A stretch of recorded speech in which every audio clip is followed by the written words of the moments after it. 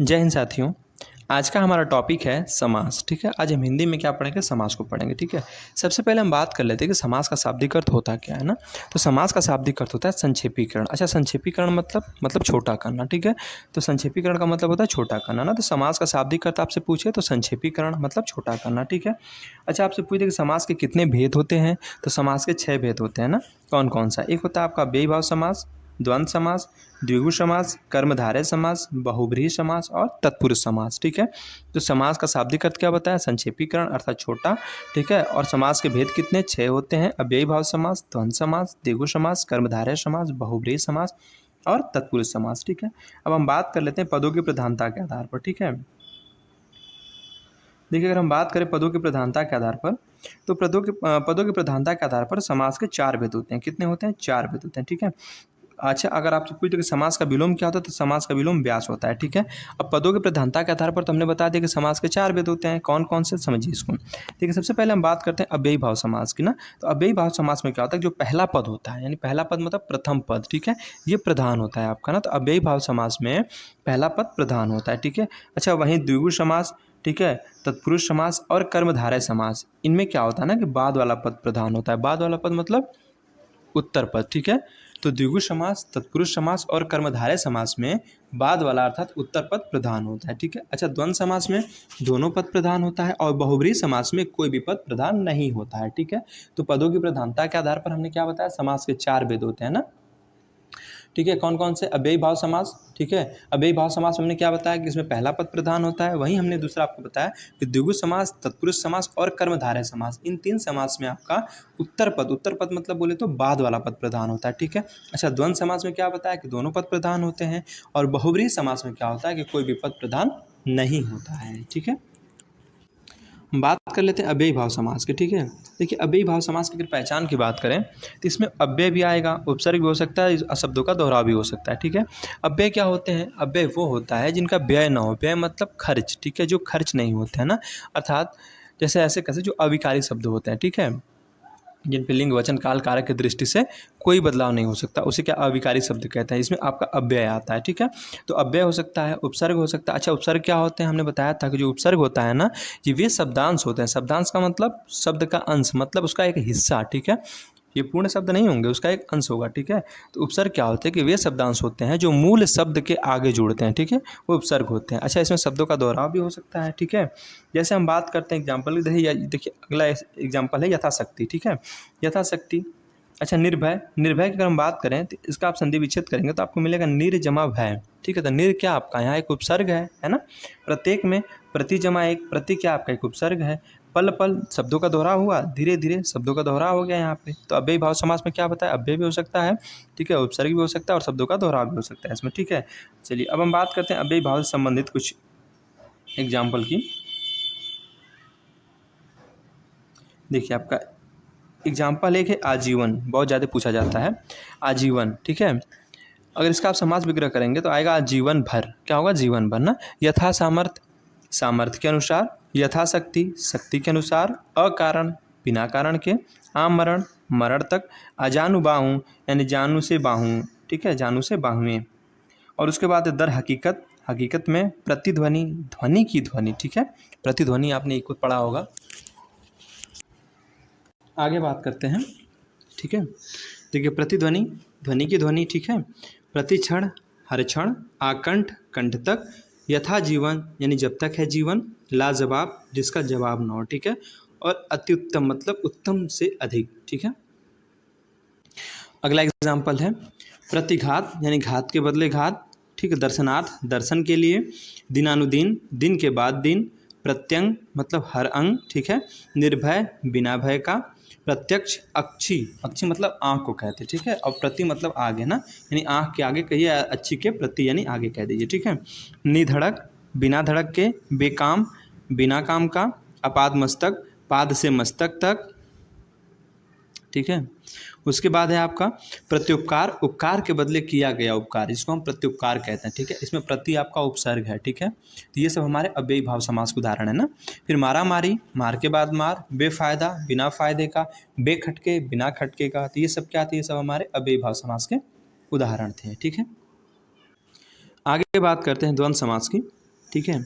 देखिए अगर द्वंद्व समास की बात करें तो इसमें विलोम शब्द भी आ जाते हैं, जैसे चाचा का विलोम चाची हो गया, ठीक है। तो हमने द्वंद्व समास में हमने क्या बताया कि द्वंद्व समास में ना दोनों दोनों पद की प्रधानता होती है। क्या होती है? दोनों पद की प्रधानता होती है, ठीक है। तो द्वंद्व समास में दोनों पद प्रधान होते हैं ना, जैसे चाचा चाची। अब देखिए यहाँ दोनों पद की प्रधानता है, चाचा की भी प्रधानता है और चाची की भी प्रधानता है ना, तो दोनों पद की प्रधानता यानी ये द्वंद्व समास हो गया, ठीक है। जैसे हम बात करते हैं दिन, दिन का विलोम क्या होगा? रात हो जाएगा, है ना, तो विलोम शब्द आया इसमें। और दोनों पद की प्रधानता है, दिन की भी अपने आप में प्रधानता है और रात की भी प्रधानता है।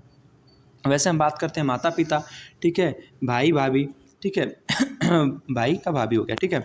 तो माता क्या है? यहाँ भी इनकी प्रधानता है और पिता की भी प्रधानता अपना है, ठीक है। तो इसमें क्या होता है द्वंद्व समास में कि दोनों पद प्रधान होते हैं, ठीक है। अब हम बात करते हैं कर्मधारय समास की, ठीक है। देखिए कर्मधारय समास की बात करें, इसमें क्या होता है? इसमें एक पद आपका विशेष्य होगा और एक पद विशेषण होगा, ठीक है। अच्छा विशेषण क्या होते हैं? जो संज्ञा और सर्वनाम की क्या करते हैं? विशेषता को बताते हैं, उसे हम विशेषण कहते हैं, ठीक है। अच्छा विशेष्य क्या होते हैं? संज्ञा सर्वनाम को ही विशेष्य कहते हैं, है ना। चलिए जैसे हम बात करते हैं महाकवि, ठीक है, महाकवि। अब कवि कैसा है? महान है, ठीक है, उसकी विशेषता बताई जा रही है, ठीक है। तो कवि आपका यहाँ पे विशेष्य हो गया, ठीक है। कवि क्या विशेष्य है, लेकिन विशेषण क्या आपका है? महा। महा मतलब महान, ठीक है। तो महाकवि मतलब कवि की महानता को बता रहा है कि महान कवि, ठीक है। तो ये आपका क्या है? ये कर्मधारय समास है, ठीक है। क्यों? क्योंकि एक पद आपका विशेष्य होता है और एक पद आपका इसमें विशेषण होता है, ठीक है। चलिए वही हम बात करते हैं पीताम्बर की, ठीक है। ये आपका क्या है? कर्मधारय समास है। नवयुवक, अच्छा युवक की विशेषता क्या बता रहा है? नव मतलब क्या? नया, ठीक है। और युवक, तो युवक आपका क्या हो गया? विशेष्य हो गया। अच्छा नव क्या आपका है? विशेषण हो गया, क्योंकि विशेषण युवक की विशेषता बताई जा रही है कि युवक कैसा? नया है, ठीक है। चलिए सद्भावना, भावना कैसी? सद, ठीक है, ये क्या है? इसकी विशेषता है ना। देखिए जैसे महाकवि का महान कवि, ठीक है। पीताम्बर का वही पीला अंबर हो गया, अंबर मतलब ठीक है वस्त्र कह सकते हैं। नवयुवक, नवयुवक, ठीक है। और सद्भावना मतलब सद्भावना, ठीक है। तो ये हमारे क्या है? कर्मधारय समास था, ठीक है। जैसे हम बात करते हैं नील गगन, ठीक है, नील गगन। तो नील क्या है? नील मतलब नीला, ठीक है, और गगन मतलब आसमान। तो आसमान की विशेषता बता रहा है ना, वो कैसा है? वो नीला है, ठीक है। कैसा है? नीला है। तो ये हमारा क्या यहाँ पे है? कर्मधारय समास है, ठीक है। हमने क्या बताया कर्मधारय समास में कि एक पद आपका विशेष्य होगा और एक पद आपका इसमें विशेषण होगा, ठीक है। आगे बात कर लेते हैं नीलोत्पल, जो कि बहुत ज़्यादा पूछे जाने वाला उदाहरण है।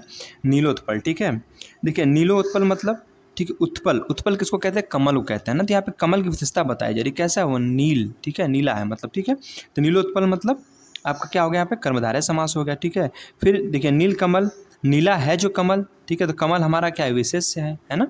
वही देखिए महापुरुष, महान है जो पुरुष, तो पुरुष की विशेषता बताई जा रही, कैसा है? वो महान है, कैसा है? महान है, ठीक है। चलिए आगे हम बात करते हैं सदाशय, ठीक है। सत्य है जिसका आशय, ठीक है। तो आशय कैसा है? सत्य है, ठीक है। वीर वाला, वीर है जो बाला, ठीक है। बाला कैसा है? वीर है, ठीक है। तो वीर उसकी क्या है? विशेषता है, ठीक है। काली मिर्च, मिर्च कैसी है? काली है, काली क्या उसकी विशेषता है, ठीक है। बहुसंख्यक, ठीक है, बहुत है जिनकी संख्या, ठीक है। चलिए उड़न तस्तरी, उड़ती है जो तस्तरी, तो तस्तरी की विशेषता कैसी है? कि वो उड़ती है, ठीक है। चलिए फिर एक है अगला एग्जाम्पल नवा, नवागंतुक, ठीक है, यानी नव है जो आगंतुक, ठीक है। चलिए अब हम बात कर लेते हैं साथियों द्वंद्व समास की, ठीक है। देखिए अगर हम बात करें द्वंद्व समास की, तो द्वंद्व समास के 3 भेद होते हैं ना। इतरेतर द्वंद्व होता है, समाहार द्वंद्व होता है, ऐसे करके एक एक करके सबके बारे में बात करेंगे। सबसे पहले हम बात कर लेते हैं द्वंद्व समास। हमने क्या बताया कि इसमें दोनों पद प्रधान होते हैं, ठीक है। द्वंद्व समास में दोनों पद प्रधान होते हैं ना। जैसे हम बात करते हैं राम लक्ष्मण, अच्छा राम लक्ष्मण क्या है? ठीक है, राम की भी अपने आप में प्रधानता है और लक्ष्मण की भी प्रधानता है, ठीक है। तो ये क्या है? द्वंद्व समास का उदाहरण हो गया। गौरी शंकर, सीताराम, ठीक है, देवासुर, ये सब क्या है? ये सब द्वंद्व समास के उदाहरण है। इसमें हम बात करते हैं द्वंद्व समास में इतरेतर द्वंद्व की, ठीक है। देखिए पहला एग्जांपल आपको हमने क्या बताया? राम लक्ष्मण, ठीक है। तो इसका क्या होगा? अगर आप विग्रह करेंगे तो क्या होगा? समास विग्रह राम और लक्ष्मण। तो देखिए और आया ना राम और लक्ष्मण, तो राम की प्रधानता है और लक्ष्मण की भी प्रधानता है, यानी दोनों पद प्रधान है। तो मतलब क्या? द्वंद्व समास हो गया, ठीक है। गौरी शंकर, गौरी और शंकर, ठीक है, दोनों पद प्रधान है। सीताराम, सीता और राम, दोनों पद प्रधान है। देवासुर, देव और असुर, ठीक है, दोनों पद की प्रधानता यहाँ पे है ना। फिर कंद मूल फल, ठीक है, कंद और मूल और फल, ठीक है। चलिए हम बात करते हैं खट मीठा, मतलब खट्टा और मीठा, ठीक है, दोनों पद की प्रधानता है। 25, 5 और 20, ठीक है, 5 और 20, ये क्या है? ये आपके द्वंद्व समास के सब उदाहरण है, ठीक है। अन्न जल, अन्न और जल, यहाँ भी दोनों सब पदों की क्या है? प्रधानता है। तो द्वंद्व समास में क्या बताया? इसमें दोनों पद प्रधान होते हैं, ठीक है। ये आपका था इतरेतर द्वंद्व। अब हम बात करते हैं समाहार द्वंद्व की, ठीक है। समाहार द्वंद्व, देखिए इसमें हम बात करते हैं समाहार द्वंद्व की एग्जाम्पल की। जैसे भला, तो भला का क्या हो गया, बुरा। ठीक है, अच्छा भला का भी अपने आप, भला की भी अपने आप में क्या है, प्रधानता है, और बुरा की भी प्रधानता है ना। तो भला का बुरा, हाथ पाँव, कुर्ता टोपी, ठीक है, नून तेल, खाना पीना, भूल चूक, ठीक है, पाला पोसा, फिर लिपा पोती, तो ये सब क्या है, ये सब आपके समाहार द्वंद्व है। ठीक है, आगे हम बात कर लेते हैं अब वैकल्पिक द्वंद्व, जिसको हम विकल्प द्वंद्व के नाम से भी जानते हैं। बात करते हैं वैकल्पिक द्वंद्व की। ठीक है, इसमें है कर्तव्य कर्तव्य, ठीक है, कर्तव्य अथवा अकर्तव्य, ठीक है, थोड़ा बहुत, थोड़ा या बहुत, फिर घट बढ़, घट या बढ़, ठीक है, यश अपयश, यश या अपयश, ये सब क्या है, ये सब विकल्प द्वंद्व के या ऐसे कहते हैं वैकल्पिक द्वंद्व के क्या है, उदाहरण है। ठीक है, अब हम बात करेंगे साथियों द्विगु समास की। किसकी, द्विगु समास की। ठीक है, द्विगु समास के बारे में क्या बताया था, इसमें क्या होता है आपका कि द्विगु समास में आपका उत्तर पद प्रधान होता है। ठीक है, चलिए जैसे हम बात करते हैं त्रिफला, तीन फलों का समाहार। ठीक है, त्रिफला, त्रिभुवन, तीन भुवनों का समाहार, चवन्नी, चार आनों का समाहार, एकांकी, एक अंक का नाटक, एक तरफा, एक ही तरफ है जो, इकलौता, एक ही और है जो। ठीक है, फिर त्रिपाठी, तीन पाठों यानी तीनों वेदों को जानने वाला, इसको हम त्रिपाठी कहते हैं। ठीक है, तीनों वेदों को जानने वाला त्रिपाठी। ठीक है, चतुर्भुज, चार भुजाओं वाला, चौदही, ठीक है, चारों हदें, मतलब हदें मतलब सीमा होता है। ठीक है, चौहद्दी जिसको बोलते हैं ना, चौहद्दी, ठीक है, यानी चारों हदें, मतलब हद मतलब सीमा होता है। ठीक है, चौकड़ी, ठीक है, चार कड़ियों वाली, और दोलतड़ा मतलब दो है जिसका लड़। ठीक है, दो लड़ा, ठीक है, दो है जिसकी लड़। ठीक है, चलिए द्विगु समास के बारे में थोड़ी सी बात कर लेते हैं। देखिए जो द्विगु समास होता है ना, इसमें उत्तर पद तो प्रदान होता है, लेकिन इसमें क्या होता है, जो पूर्व पद होता है ना, वह संख्यावाची होता है। क्या होता है, संख्यावाची, मतलब जो पहला पद होगा ना, वो क्या है, संख्या को आपको प्रदर्शित करेगा। ठीक है, जैसे हम बात करें त्रिफला, त्रिफला का मतलब त्रि मतलब क्या, तीन, एक संख्या को बता रहा है यहाँ पे ना, तो ये क्या है, द्विगु समास है। ठीक है, जैसे हम बात करें त्रिभुवन, ठीक है, तो त्रि मतलब क्या, तीन, ठीक है, तीन, तो यहाँ भी क्या आपका एक संख्या को बता रहा है। अच्छा अगर हम बात करें चवन्नी, तो चवन्नी में क्या है, चार आनों का समाहार। ठीक है, चार आनों का समाहार, तो चार क्या हमारा एक संख्या को बता रहा है। तो ये सब क्या हमारे द्विगु समास के उदाहरण थे। ठीक है, अब हम बात करते हैं अपने तत्पुरुष समास की। ठीक है, देखिए तत्पुरुष समास, इसमें कारक चिन्ह आते हैं। जैसे हम बात करते हैं सबसे पहले कर्म तत्पुरुष की। ठीक है, तो कर्ता तो नहीं आएगा इसमें। ठीक है, पहला वाला जिस कर्ता ने कर्म को, ठीक है, करण से संप्रदान के लिए पदान से अलग जो हमने कारक पढ़ा था ना, तो उसके बारे में बात करते हैं। जो कर्ता कारक होता है ना, वो इसमें नहीं आता है। ठीक है, कर्ता कारक क्या होता है, इसमें नहीं आता है। ठीक है, स्टार्ट कहाँ से करेंगे, कर्म से करेंगे। ठीक है, तो कर्म की विभक्ति क्या होती है, को ना, कर्ता ने कर्म को। ठीक है, तो इसकी विभक्ति क्या हो गई, को ना। अगर आपसे एग्जाम्पल कह दे स्वर्ग प्राप्त, ठीक है, स्वर्ग प्राप्त, ठीक है, इसका अगर आप समास विग्रह करेंगे तो आएगा स्वर्ग को प्राप्त। देखिए को आया ना, तो ये किसकी पहचान है, कर्म तत्पुरुष की पहचान है। ठीक है, अच्छा वहीं बात करें गगन चुंबी, यानी गगन को चूमने वाला, गगन को चूमने वाला, तो को किसकी पहचान है, कर्म तत्पुरुष की पहचान है। ठीक है, पाकिट मार, पाकिट को मारने वाला। ठीक है, पाकिट को मारने वाला सब किसका है, ये कर्म तत्पुरुष का उदाहरण है। अच्छा मुंह तोड़, मुंह को तोड़ने वाला, देखिए को आया ना, तो किसकी पहचान है, ये कर्म तत्पुरुष की पहचान है। ठीक है, चलिए आगे हम बात कर लेते हैं, दूसरा हमारा है करण तत्पुरुष। ठीक है, दूसरा है करण तत्पुरुष। ठीक है, अच्छा हमें क्या होता है, कर्ता ने कर्म को करण से, इसकी विभक्ति क्या हो गई, से हो गई। ठीक है, जैसे तुलसी कृत, तुलसी द्वारा कृत। ठीक है, अच्छा रस भरा, रस से भरा। ठीक है, तारो भरी, तारों से भरी हुई रात। ठीक है, तो ये क्या है, सब करण तत्पुरुष के उदाहरण है। अच्छा आगे हम बात कर लें, तीसरा हमारा है संप्रदान तत्पुरुष। संप्रदान का इसका विभक्ति क्या होती है, के लिए होती है। ठीक है, जैसे कर्ता ने कर्म को करण से, संप्रदान के लिए, अपादान से अलग। ठीक है, तो संप्रदान के लिए होता है ना, इसकी विभक्ति चिन्ह क्या है, के लिए। ठीक है, तो इसमें के लिए आएगा ना, जैसे रसोई घर, तो रसोई के लिए घर होता है। क्या होता है, रसोई के लिए घर ना, तो किसका है, संप्रदान तत्पुरुष का उदाहरण है। अच्छा गौशाला, तो गायों के लिए शाला। ठीक है, गायों के लिए, देखिए के लिए आया ना, तो के लिए किसकी पहचान है, संप्रदान तत्पुरुष की है। माल गोदाम, माल के लिए गोदाम, देखिए के लिए आया, तो किसकी पहचान है, संप्रदान तत्पुरुष की पहचान है। ठीक है, अब हम बात करते हैं अपादान तत्पुरुष की। ठीक है, इसमें अलगाव की भावना होती है। ठीक है, जैसे पेड़ से पत्ते गिरते हैं, तो अब पत्ता क्या है, पेड़ से तो गिर गया, यानी पत्ता पेड़ से अलग हो गया है ना, तो ये किसकी पहचान हो गई, अलगाव की पहचान होगी, मतलब एक अलगाव की बात यहाँ पे की जा रही है। ठीक है, चलिए जैसे इसके एग्जाम्पल की बात करते हैं, तो जैसे इसका एग्जाम्पल है एक ऋण मुक्त। अच्छा ऋण मुक्त का अगर आप समास विग्रह करेंगे तो आएगा ऋण से मुक्त। अब देखिए से है ना, तो अच्छा से तो उसमें भी आया था, लेकिन यहाँ से का मतलब क्या है कि अलगाव की भावना को दर्शा रहा है। ठीक है, यानी वो ऋण से अलग हो गया, ऋण से मुक्त हो गया। मान लीजिए किसी के ऊपर ऋण है, ठीक है, अगर वो ऋण को चुका देगा तो ऋण से अलग हो गया, यानी ऋण से मुक्त हो गया, तो उसी को ऋण मुक्त कहते हैं। ठीक है, तो ऋण से मुक्त। ठीक है, अच्छा अगला एग्जाम्पल है नेत्रहीन। ठीक है। तो नेत्र से हीन, ठीक है, मतलब क्या हुआ, अलग हो गया है, ठीक है।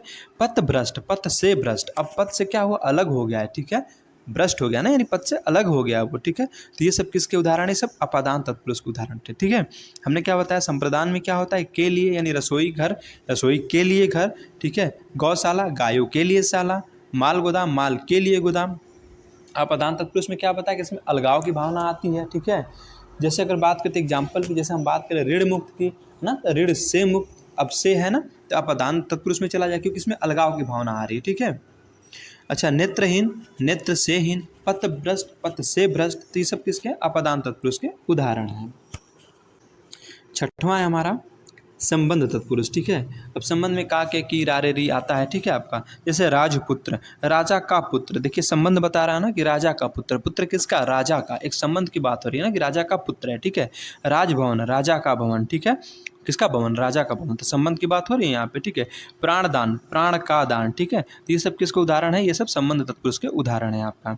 लास्ट आपका है, ठीक है, अधिकरण तत्पुरुष, ठीक है, यानी तत्पुरुष समास के आपके 6 भेद होते हैं, कितने होते हैं, 6 भेद होते हैं, ठीक है। अच्छा, अधिकरण तत्पुरुष में क्या होता है, में या पर होता है, ठीक है, में या पर इसकी पहचान होती है, ठीक है। जैसे हम बात करते हैं, एग्जाम्पल एक है आपका आप बीती, यानी आप पर बीती, देखिए पर आया ना, आप पर बीती, ठीक है। कला प्रवीण, यानी कला में प्रवीण, तो हमने क्या बताया, पहचान क्या होती है, में या पर होती है, ठीक है। तो अधिकरण तत्पुरुष में क्या होता है, इसकी पहचान में या पर होती है, ठीक है। आप बीती यानी आप पर बीती, कला प्रवीण यानी कला में प्रवीण, तो ये सब किसके उदाहरण थे, अधिकरण तत्पुरुष के उदाहरण थे, ठीक है। तो तत्पुरुष समास के बारे में हमने क्या बताया, ये तत्पुरुष समास होता है, इसके 6 प्रकार होते हैं, ठीक है, 6 के बारे में हमने बता दिया, ठीक है। अब हम बात करते हैं, लास्ट हमारा है बहुब्रीहि समास, ठीक है। कौन सा, बहुब्रीहि समास, ठीक है। बहुब्रीहि समास के बारे में हमने क्या बताया था कि इसमें कोई भी पद प्रधान नहीं होता है, मतलब इसमें जो दोनों पद होते हैं ना, वो क्या होते हैं, अप्रधान होते हैं। अच्छा, एक ट्रिक की बात करते हैं, तो देखिए जितने भी देवी देवता के नाम होते हैं ना, वो सब इसी के अंतर्गत आते हैं, किसमें, बहुब्रीहि समास के अंतर्गत, ठीक है। तो इसमें अगर हम बात करते हैं बहुब्रीहि समास की, तो इसमें कोई भी पद प्रधान नहीं होता है, ठीक है। क्या होता है, कोई भी पद प्रधान नहीं होता है ना। अच्छा, इसमें क्या होता है, पर्यायवाची वाले शब्द आते हैं, भगवान के भी नाम हमने बता दिया आपको आते हैं, ठीक है। और संख्यावाची प्लस शरीर के अंग, ठीक है, जैसे दशानन, ठीक है, 10 है आनंद जिसके, ठीक है। तो 10 क्या है, एक संख्या को दर्शा रहा है, और आनंद मतलब क्या है, एक अंक को दर्शा रहा है शरीर का, तो ठीक है। तो वही हमने बताया कि इसमें पर्यायवाची भी शब्द आ जाएंगे, जैसे जलज, पंकज, ठीक है, भगवान के नाम भी आते हैं, और संख्यावाची प्लस शरीर के अंग आते हैं इसमें, ठीक है। जैसे हम बात करते हैं, एग्जाम्पल है आपका 10 मुख, 10 क्या है, एक 10 आपका एक संख्या है, और मुख क्या है, एक अंग है, ठीक है।